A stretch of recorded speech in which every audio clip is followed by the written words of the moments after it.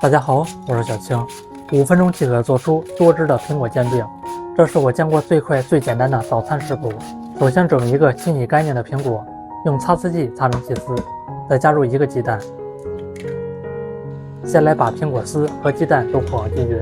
我每天都会分享一道家常美食食谱，感谢您为我点个赞及订阅支持一下，非常感谢。再加入30克燕麦片，20克面粉，再倒入50毫升的纯牛奶，再准备4个红枣，先去除枣核，最后再剪成红枣碎。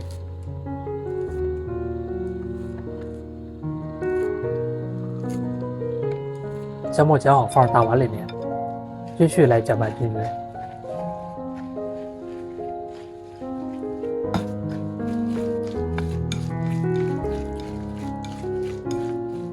一直调成稍微浓稠一点的糊糊就行。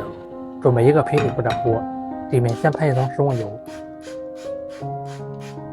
这个时候再放入糊糊，来整理平整。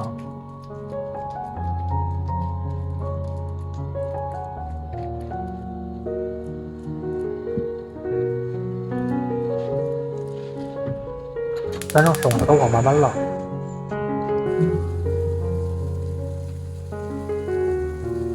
表面快凝固的时候，再喷一层油锁住水分。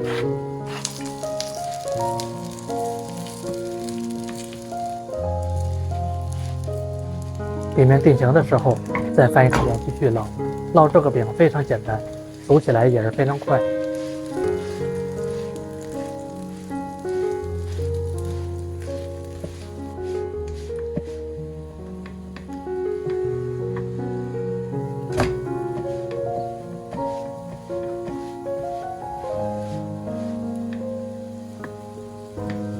我大概烙了8分钟左右，一直把两面烙到金黄酥脆的样子就可以了。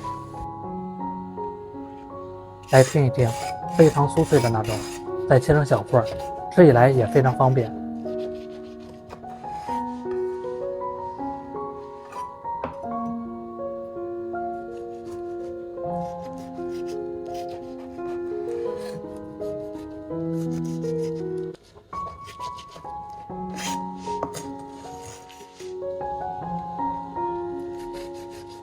这样做出来的苹果煎饼，外面是脆脆的，里面也是松软多汁。如果早上起来不知道吃什么，就试试这样做，非常的好吃，做法也是非常简单。喜欢吃就赶快收藏起来试吧。感谢您的订阅支持，我们下期食谱再见。